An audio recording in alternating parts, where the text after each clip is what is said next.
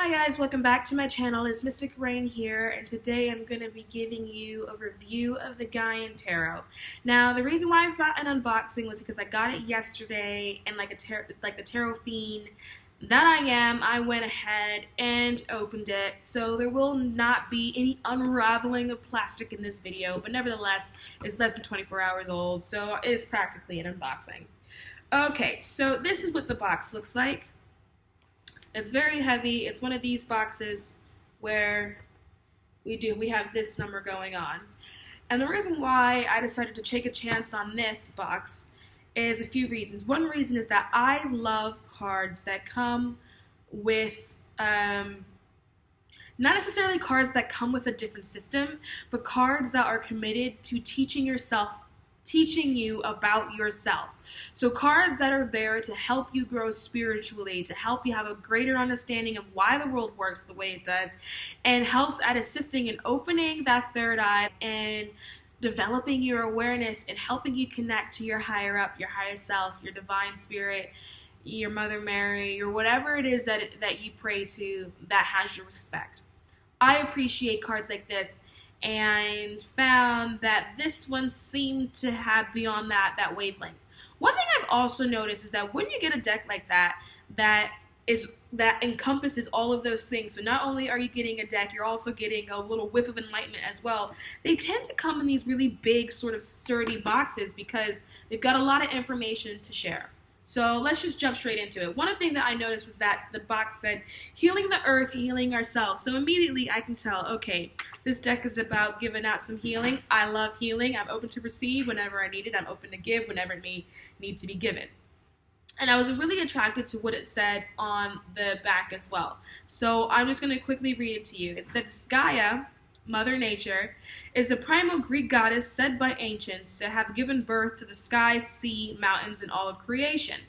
This beautiful 78-card contemporary and mythical tarot set with accompanying spiritual guide has a focus on the healing of the earth and of the self.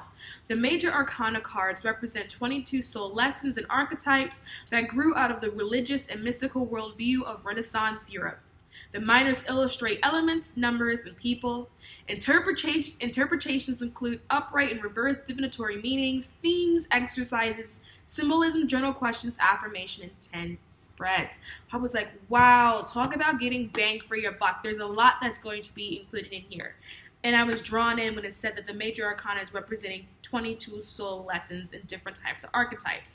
Now, if anyone is familiar with the term the Fool's Journey, the major arcana does it anyway, in terms of teaching you the soul's lessons, but I'm always interested in how a different artist or author has interpreted those soul lessons, or if they found alternative soul lessons that we should also be aware of in the process.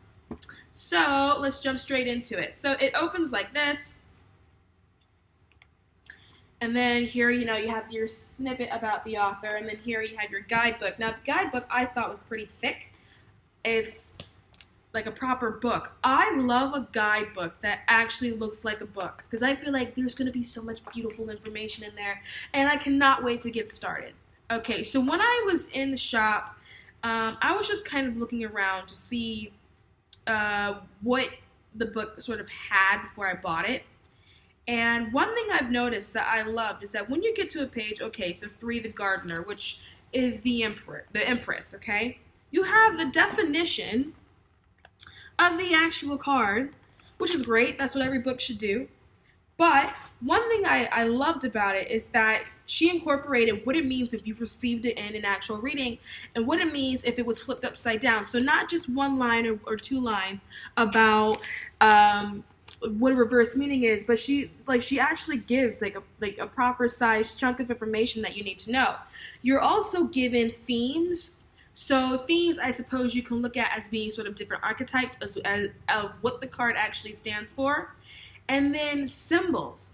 She points out all the symbols that are currently in that card and what all those symbols actually mean.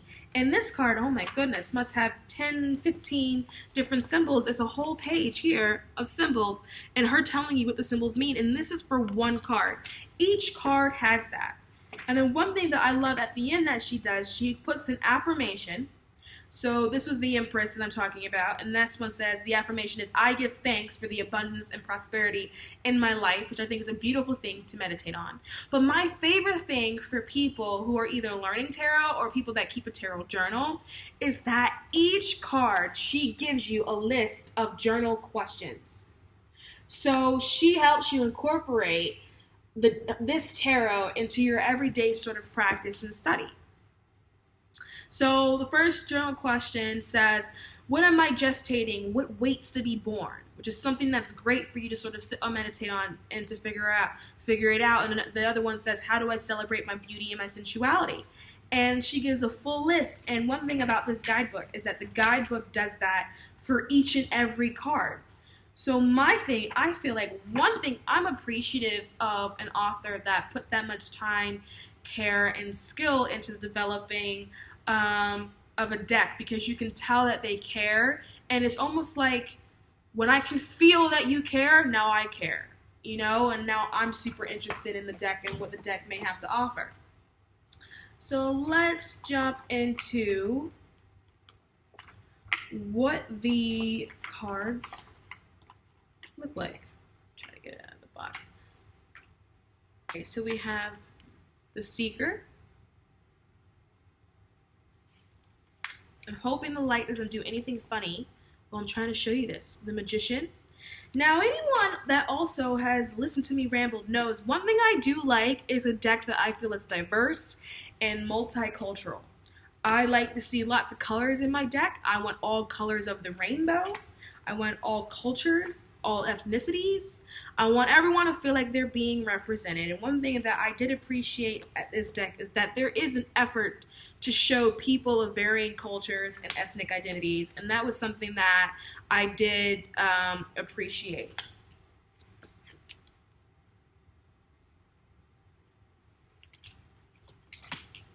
Got String, the Hermit. Now, for anyone that cares, these are big size tarot cards. These are the deluxe cards. They are not the size of a regular deck. They're quite large, and it's hard to shuffle them because, like, for example, if you try to do shuffle like this, it actually does hurt my thumb to stretch it up that far. They're quite large. Hangman, Death,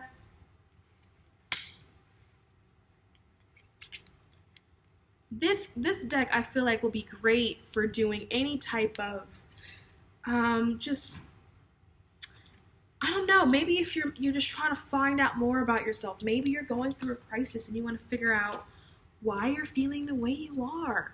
Maybe you're feeling blocked and you want to know why you're blocked, what needs to be done in order to unblock yourself. How do you heal in this moment? What do you need to do in order to get that going? The energy of this deck is very soft, is very loving, it's very maternal, and intuitive as well. I think because there's so much going on in each card, like this one is the World card, Gaia. If there's so much going on in each card, there's so many different symbols. She does address every single symbol that she's put in the card in the guidebook. But I think different symbols have different meanings to different people. And I think that with this deck, you probably are capable of getting a bunch of intuitive hits that you didn't necessarily expect to get before when doing a reading, whether for yourself or somebody else. Now, I do wonder if this deck will be a deck that I use for client readings. I don't see it being a deck that I'll use for client readings. This one seems like a deck that I'll very much use for myself, for my own personal development and my own spiritual development. And maybe, if I have a friend pop around that goes, ooh, can I have a reading? Maybe I'll use it on them. Maybe I'll use it on family. Anyone that wants personal development. But I don't necessarily see myself whipping this deck out when I'm getting down to the nitty-gritty in the business, when I'm dealing with other clients. For me, this deck feels like a very personal deck. It feels like a very homey deck. It feels like a deck that should stay in the home. And I like that energy. I like the the pictures. I like the artistry. To me, even the photos are soft. The photos give off soft energy. The photos are very homey. Like for me, Three of Earth, so that would be Three of Pentacles. This is a very homey picture. It's very inviting. It's very comforting. It's like to me, this deck is giving you a hug, a very healing field hug. It's telling you, child, it's gonna be all right. And I like that. I dig things like that.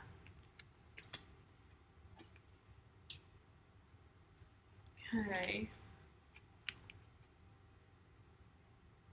And this one I really like as well. I like this Five of Air one. I'm pretty drawn to that one. I think that one's pretty nice. And then that's just the first half. And then you have the whole second half with the rest of the minors.